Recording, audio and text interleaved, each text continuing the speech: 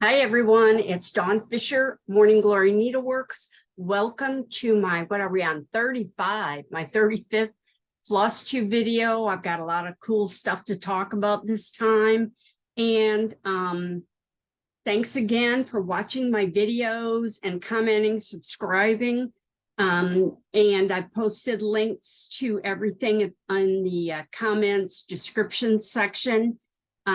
It's got links to my Etsy shop, Morning Glory Needleworks Etsy shop, Stitch of the Month, which we're going to have a new Stitch of the Month today, the Morning Glory Needleworks Facebook page, buy me a coffee, bio link, and a bunch of other cool stuff. Plus, I always break my videos into chapters. So if you just want to jump right to Stitch of the Month, of course, you're going to miss out on all the cool stuff before that. But anyway, you can just look at this section called chapters, and there'll be a timestamp next to it. It'll be 12 minutes and 37 seconds. You click on that, it will take you right to the chapter you want to watch. So with that, it's the 1st of June, 2023. And like I said, I have a lot of fun stuff to talk about. I wanted to give a little house update. I don't know if you guys are interested, but it means a lot to me because I got a lot going on. I finally had a realtor come over and see the house just to kind of give me an update on or an idea of what it's worth. And we actually talked for over 2 hours. She was here about 2 hours, and she gave me lots of tips to get the house ready for sale. As you can see, I have a lot of stuff, and it's a little busy for most sales. So she gave me some tips on how to make the house better for showing. I need to get rid of a lot of stuff, which I knew, and I actually have gotten rid of a lot of stuff. But she'd like me to move some of the furniture out. Some of it I'm actually going to get rid of. I've already given away a bunch of stuff. I've donated so much stuff. But she gave me some good ideas on how to get rid of stuff. I mean, I have a storage unit with a lot of room. So things I'm not going to use every day or not going to use before I move, or probably won't need before I move, just box them up and move them out. So that's what I'm going to do. I'm also going to try and find some help. My garage is full of stuff. Of course, there's a lot of music equipment and electronics and stuff that was Jeffrey's, and I don't have any idea what it's worth. If it's worth anything, the music stuff I'm sure is worth something. I do have some people in the neighborhood that are musicians that have volunteered to come over and help me. So I'm going to contact them. But basically, well, she gave me ideas on how to plan my time because I'm a little scattered sometimes, and I forget what I'm doing while I'm doing it because I get distracted by the cool stuff I find as I'm digging through stuff. I forget I had stuff and go, oh, there it is. So, and that's how I got started on the sampler, the 1885 sampler. So basically, I'm just going to do one room at a time. She planned out a schedule for me. It's going to take maybe a month before the house is ready to sell, maybe sooner if I really get my butt in gear and get working, but I also don't want to like overwhelm. I'm already overwhelmed, so I don't want to get any more overwhelmed than I already am. So I'm just going to take it one room at a time, pack stuff up, call people, go come get this, take it out of my house, and make some more room. There's stuff I'm not going to get rid of, but like I said, all my books and bookcases I'll probably pack out and pack up and take to storage.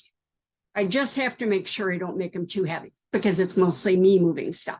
Anyway, so the good news is she plans to list the house for way more than I thought it was worth. I've been looking at about what's going on in the neighborhood, and there's some houses that are my house is about 1,300 square feet, and there's a lot of houses in the neighborhood that have sold for about what I thought mine would sell for. So she's going to list it for way more than I thought, with the idea that we can, you know, come down. I don't care about, you know. And then she went through all the costs, you know, what comes out for this, for that, title insurance and search and fees and, you know, all that stuff, closing costs basically. And then what I still owe on the house. And if it even sells for considerably less, I should still have plenty of money to buy me a decent 2-bedroom condo in the area. So I'm very excited and thrilled. That really gives me a little edge to get going. So anyway, tomorrow the cleaning schedule begins. I mean, I've been cleaning and getting rid of stuff, but she really just said, you know, get some boxes and start filling them, storage boxes, get rid of boxes, trash, everything, just get it done. So I have a plan. I'm going to get this done and get me a nice little condo for me and the kitties. Well, I've been wanting to get away for a couple of days. You know, there's been a lot going on, obviously, and all that. So I signed up for a one-day retreat with Brick City Cross Stitch, which is in Ocala, Florida. It's about 2.5, maybe 3 hours north, depending on traffic of here. So the retreat was just a 1 day, and that I wanted to spend the night.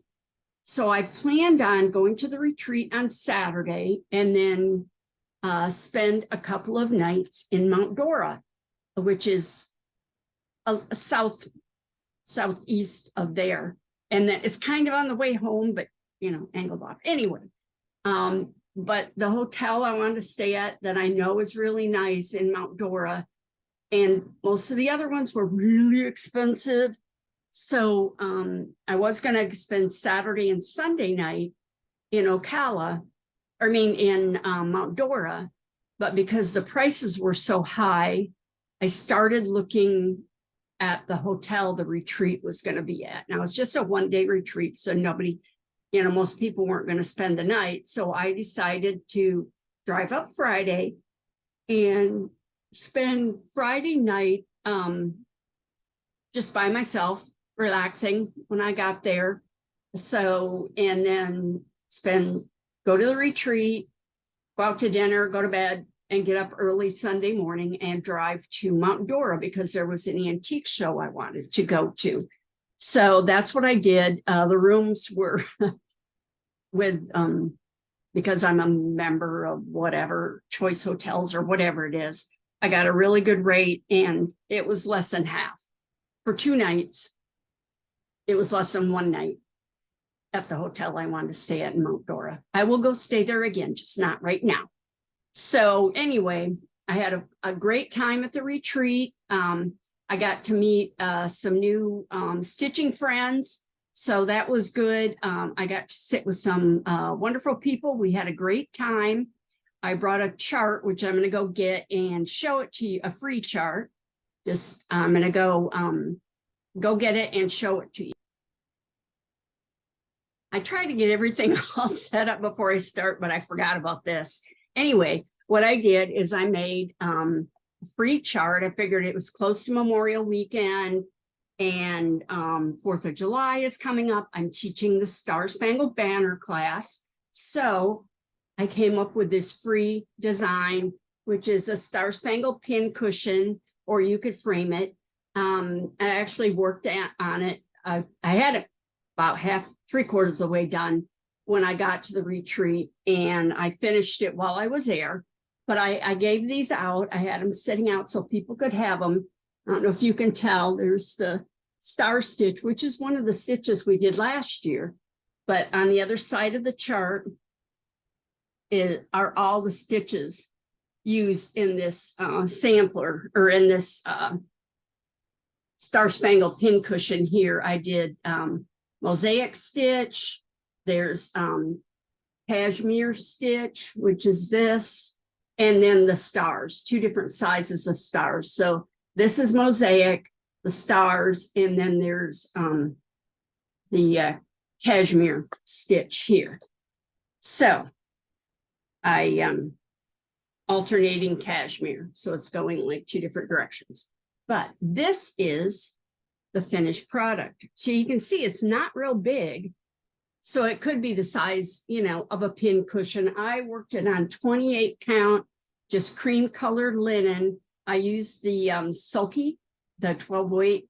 These are blendables. And these are the same colors that are in the Star Spangled Banner or the Star Spangled Sampler, the class I'm going to be teaching through EGA, which is going great guns. I've got a lot of people signed up, so I'm very excited about that. That you have until June 7th to sign up for that. So, and once that's done, then it's done, but the class starts in August. So anyway, this free chart is available on the Morning Glory Needleworks Facebook page. You can, and on the Instagram, MG Needleworks Instagram, there's links in the description. Because it wouldn't let me upload a PDF, I have to do these as JPEGs. So what you can do is download it, paste it into Word or something, and then make it big enough to fit the page and print it out. So that is that. So that it was a lot of fun anyway. So I had a good time at the retreat. I stitched a lot. I worked on that. And then I worked on the 1885 sampler, which I'm going to show you in a little bit.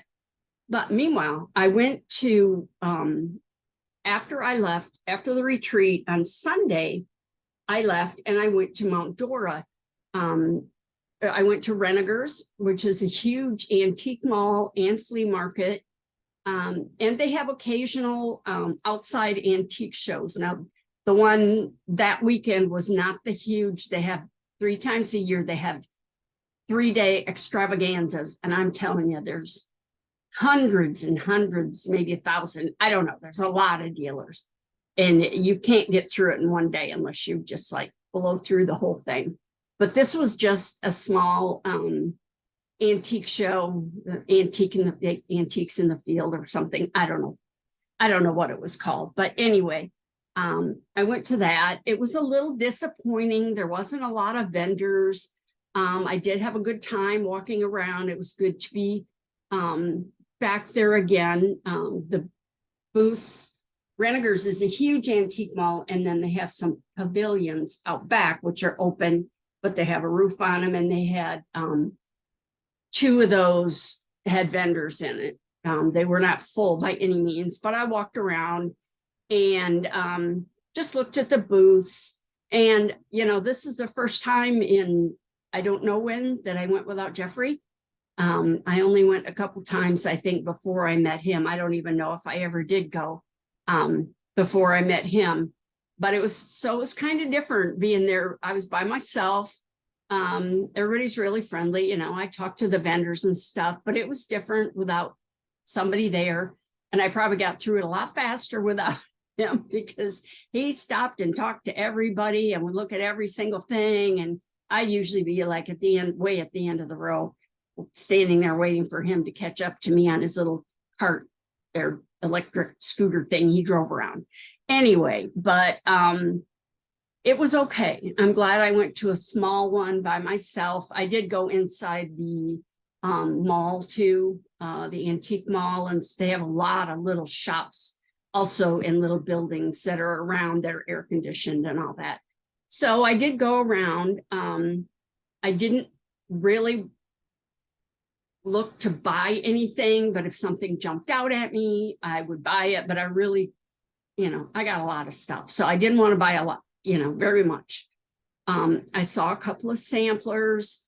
They're a little more than I wanted to spend. One I really liked. It was a large morning sampler, but it wasn't real exciting, and I really didn't want to spend that much money. So I did find a couple of things. So the first thing I want to show you, I have this, I'll show it to you in a second. This is a design I designed last year and stitched, and I've been looking for a spool to put it on. This is banding. So I found this spool. I haven't been able to find any. I was trying to find some spools on Etsy and stuff, but I couldn't find them. But this, I love this. It's just, you know, it's old. It's a little worn. I don't think it's new. It looks worn. But it could be. But anyway, this turns, you see, so actually this turns. So I just thought it was cool, and it's like the perfect size for this sampler, which is, this is my spool of stitches. So every band, you know, I love stitches. Every little band here is a row of stitches with that letter of the alphabet. So A is Algerian eyelet. I don't know what B is. I can't see it. But anyway, and this is stitched on banding. These edges are pre-finished. I need to get this together and do a class on it, offer it as a class. And the letters are also different stitches, but there's only like 3 different stitches. There's, I think, cross and rice and eyelet, because those are over 2 threads. But anyway, so this is the whole spool here, or the whole length of it. So I'm going to attach it to this spool, and it just fits perfect. I have not found anything that fits so perfect. But isn't that cool? It just fits perfect on there. And I'm going to I'll probably put a ribbon, you know, trim this off, finish the edge and put a ribbon, and then I can put the ribbon around it and tie it. But I knew it would fit on there. I was so excited because I hadn't been able to find anything. And most of the ones I could find the spools weren't deep enough, big enough, and it would like stick up over the edge. So that was one of my finds, very, you know, small. My other find I'm really excited about, I need to move some stuff out of the way here because it's heavy. This is, oh my goodness, it's very heavy. Another antique sewing box. It's very plain. You can hear stuff rolling around in there, but it's plain. I'm not sure what the wood is. It may be quarter sawn oak. I'm not sure, because the ends, you can see the one, you can't, maybe on this one more. You see the lines in how it's been cut, but it's very heavy. So I'm going to going to open it up. So here's the inside. It's got a mirror in there, and then you can see the little drawers. So kind of drawers, and it lifts out. Now the bottom is just empty. It's just open. There's actually a little teeny, I don't even know what this little teeny pin cushion tomato. I talked about those last time, with an emery on it, and then some other little doodads. But this is really light. Isn't that beautiful? And each one of these opens up. Excuse me, I have to take a drink. I'm talking. So the center lifts out. Anyway, each of these little compartments opens up.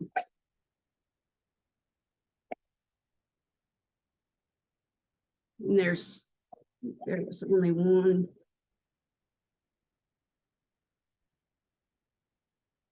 Smells really good. It's not cedar, but it's just, maybe it is cedar, but it's got a really nice smell. Usually you get these and they're musty and mildewy and they just stink. And there is a pack of needles in here. Made in England. Ulame and Sons, Alcaster and Redditch, Varsity brand, nickel plated 3 and 9 embroidery needles. So there are needles in there. Each of the little compartments, but it's in really nice shape. I thought the center part lifted out, but it doesn't seem, the little pin cushion, I thought it came out, but it doesn't seem to. It's got a little tab on it. I thought it pulled up. Maybe you hook your scissors on there. There's a little tab there. I thought it would just pull out. But anyway, I looked at it when I first got there, when I first walked in, and it's heavy. So I was kind of looking at it, and she said, you know, if you want it, it's this price, which is quite a bit less, or a little bit less anyway, than the tag that was on it. But I didn't want to carry it, and I wasn't sure because I'd just gotten there. So I walked around and found my little spool, and then when I left, they were still there. So I offered them, she told me, you know, the discounted price. So I offered them less than that. And they said, good, take it. And I went, okay. So those are my two exciting finds. Like I said, that one's, it's just so pretty, and it's in such good shape that I couldn't pass it up. Sorry, now I have to pack it up and move it somewhere. So anyway, that's was fun. It was a nice day. It was beautiful out. It was a little warm, but not too bad. And it was just nice to get away from the house and walk around outside and look at stuff and not have any pressure, you know, on me. So anyway, that was fun. But back to what I'm working on. So I've been working on the 1885 sampler. In the last couple FlossTubes, I've talked about this wonderful sampler that I purchased many years ago. I'll show it again. I don't want to, it's coming apart here. So anyway, this is the sampler. I think you can remember that I've talked about it before. And it's got 10 blocks of these different stitches on it. And it's long. It's like 52 inches long. It's done on 24 count canvas with wool, and I've been reproducing it. So I wanted to show you, actually I need to, it's on my stitching frame, it's on the frame here, but I wanted to show you, I just finished block 4. I think last time I had blocks 1 and 2 done. So there you are. So this is block 1, 2, 3, 4, and they're all different stitches. These are like, you know, these are like a flame stitch or Bargello type stitch. This one was pretty complicated. That one was a bit of a challenge because that's what I was working on at the retreat after I finished the flag. It was, because it's pretty tight. It's dense, very dense. I'm working this on 28 count linen with DMC floss, but I'm using, on some of the stitches, I'm like this, and these that I want this heavy coverage like the original, I'm using 3 strands, so it gets pretty heavy. But it's beautiful. It's just so, the sheen is really nice, even though it's just DMC floss. It's so much prettier in person. And then the wonderful bands that I'm working, these are all done with 2 strands of DMC over 1. I'm doing them in tent stitch. That's how they were done on the original. And if you don't know, tent stitch is like a half across. You just do the half. You don't do the other half, the top half. So it works up pretty quick. Not as long as you would think because it's small. You know, it's not tiny. It's 28 over 1, but this one here, I love this. This is actually why I bought the samplers. This is, I don't know if you can tell, but they're morning glories. So that was kind of what drew me to it. They had the original sampler when I bought it on eBay. So I got this almost done and went back to fill in this one leaf and figured out I was off way back here. So all this over 1 right here has to come out.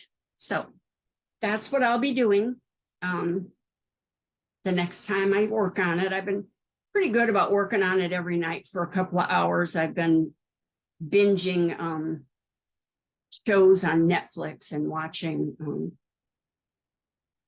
watching shows because reruns are on regular TV. And so anyway, but there's been some pretty good shows on Netflix. So that's that. So that was like I said, I'm really enjoying that, and I'm hoping to get it released. I also, the other sampler, the 1822 sampler that I've been showing you before I started on this one, that one's done. I showed that.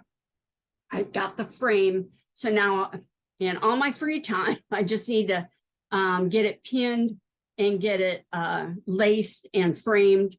And then I can get pictures of it, get the pattern done, the instructions completed, and get it printed out and get it on my Etsy shop, hopefully pretty soon. Now, it is the 1st, so it's time for a stitch of the month. So I found a fun stitch for the stitch of the month. I would just kind of go, I have like hundreds of stitches diagrammed.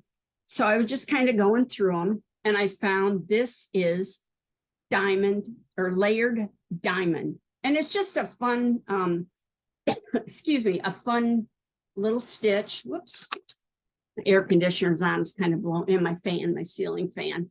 It is Florida, and it's quite warm. Actually, we just had a big storm, so that cooled it down quite a bit. But anyway, so this is what it looks like on the, here's your stitch of the month sampler. And I worked it in the light and the dark pink. You can work it in whatever other colors you want. So this is the diagram for it. It's basically a lot of straight stitches. So let me show you. I actually got it stitched after the realtor left. I sat down in, this is there, get that up there. You can see it, just trying to get the light on it. Anyway, I can show it under the magnifier or under the camera, my little camera too. So what I'm going to do is do my usual PowerPoint, show it on PowerPoint so you can see the diagram large and up close and show you what it looks like. And then I'm going to demonstrate it for you. So let me pull up PowerPoint, and then I'll demonstrate it. So hang on.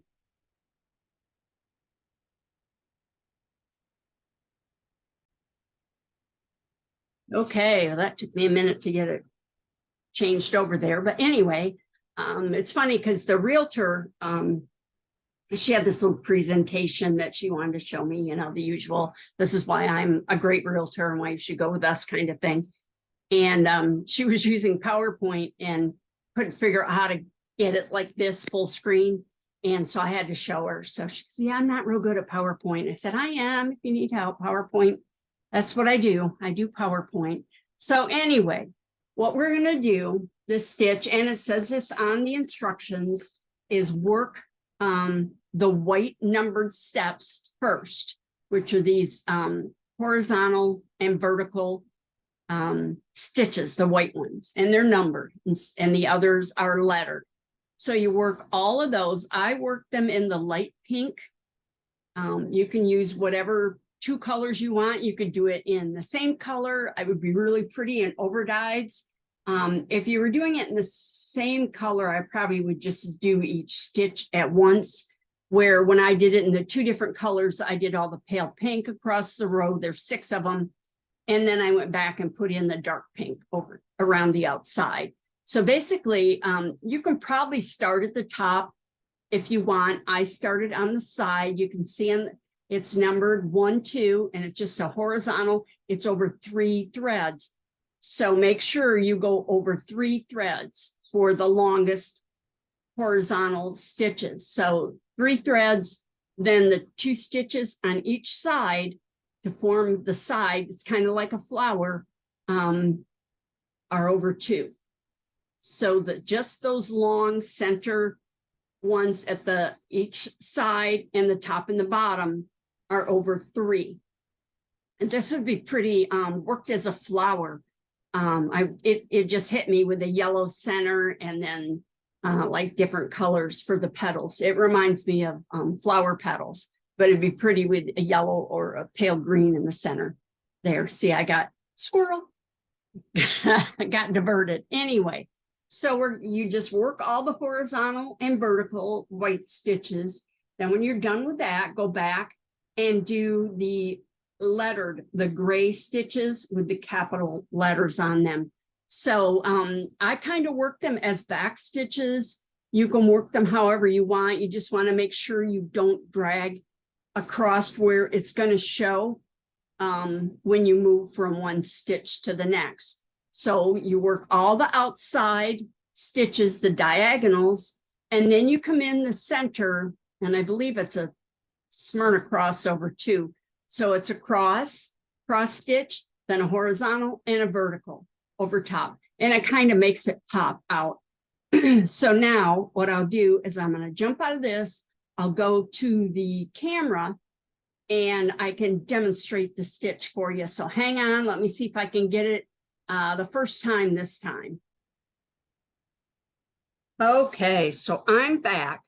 So what I'm going to do, here we are. I'm going to do, I don't have pink. I'm going to use a dark blue, and I'm going to work what are the white numbered stitches. Where am I at here? Let me move over here a little bit.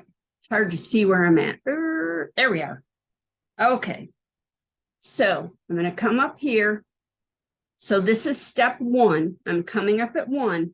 I'm going to go over 3 threads. 1, 2, 3.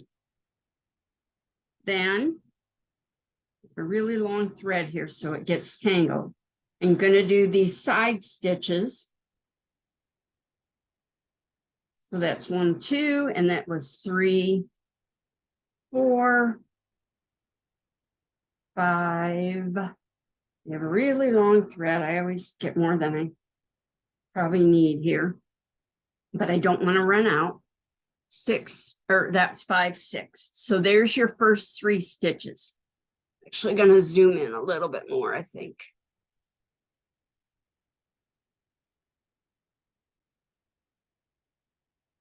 There. Zoom in just a little bit more. Focus it, maybe. Okay, so there is that. Next, I'm going to come over and do, I have it numbered, so you come up and do this top one next. So it's 3 threads up. So you're going to count, go over. Oops, too far over. No, I'm right. No, I'm not. Sorry. I didn't practice this, obviously.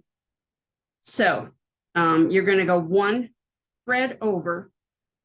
It would be 1 thread over from here and then up 1, 2, 3. And then you're going to go down into the center. Then your side stitches over 2 share holes. That's what got me confused, is it shares holes with that other stitch. So that was 7, 8, 9, 10, 11, 12. So I'm going to go around and finish this up. Just go all the way around, and then I'm going to do a second one so you can see how they join up, because they do share holes.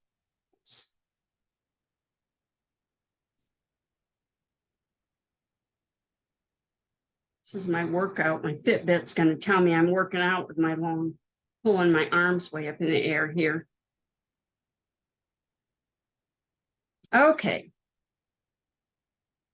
Reminds me of a pattern on a Native American blanket or something. Okay, so there's the first one. So I'm going to do the next one, and it's going to share holes here. And that's over 3 and over 2. Whoops, big knot on the back. And then work my way around.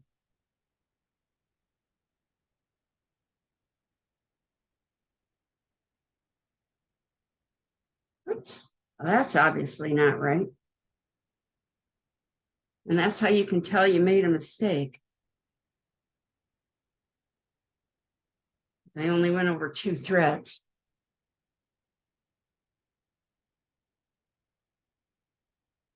Anyway, I'm not going to do the whole second stitch. I'll just leave that there. That way I don't have to rethread the needle. But I just wanted you to see how they shared holes and went together. So now I'm going to do the gray stitches, which are numbered, and they outline this. So here is A, which comes up one thread over and one thread down from step 9-10. So there's A, B, and then I just go like this. Oops, said not, and that is C, D. It's kind of a back stitch all the way around the outside edge. And I will get my sampler out here and show you the stitch up close so you can see it. So you just work your way around. It's kind of pretty with the red and the blue. That would be a pretty, like a patriotic star pattern, a fob or something. It would be very pretty. Of course, you can really see the white on this because this is so big, and this crochet cotton thread I'm using isn't real heavy. You will get much more coverage. And if you're using floss, I would probably use 2 strands. So I have the outside done. That was step OP, this last one I did. So now I'm going to work the center. So first you work a cross stitch over 2.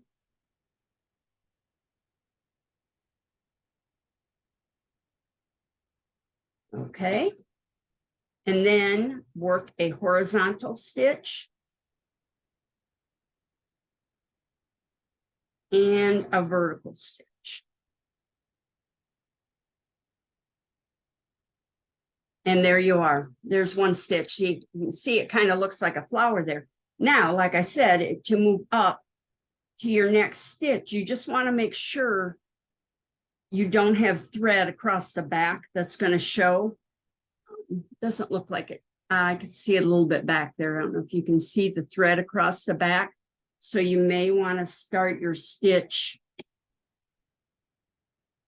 in this hole here. No hard, fast rules on this. And then you can work your way around this way and then do the center. So there you go. So I've done like 1 1/4 stitches there. I hope that explains it. My chair here so it doesn't roll out from under me. And let me go back to the main screen and talk a little bit more about that. Oh, wait, I wanted to show you, or I forget, where is it here? I wanted to show the stitch on here so you can see it. If I can, so much I can zoom in and focus it. Still not very focused. Doesn't have a very good autofocus. I don't know what it centers on, but anyway, you can kind of see the stitch there. Kind of blurry, but yeah, it's not focusing very good. But anyway, it's a real pretty stitch and it's fun to do. And once you do the first one, there's not a lot of counting involved. So let me pause again and then come back to just me. Okay, I hope you liked the stitch. It was a lot of fun. I know I sat and did it this afternoon before I did my recording, because heaven forbid you shouldn't have to do anything in advance. I always wait till the last minute. My motto. If it wasn't for the last minute, nothing would ever get done. That's my motto. So anyway, that's it for FlossTube 35. I hope you enjoyed it. Thank you again to everybody who's liked and subscribed. I'm getting some great comments on the videos. So be sure to subscribe so you know when the next video posts. Also, they always post on the 1st of the month. You get Stitch of the Month, and then whatever other fun things I find. And then the 15th of the month is whatever I decide to talk about, usually some antique stuff, stitching tools, maybe a sampler, what's going on, that kind of stuff. But let me know if there's something you want to learn about, some kind of antique tool or a stitch you want to learn or you don't understand. And I can help you with that, hopefully, maybe. Anyway, so that's it for this FlossTube. So thank you again for watching, and I will see you on the 15th of June.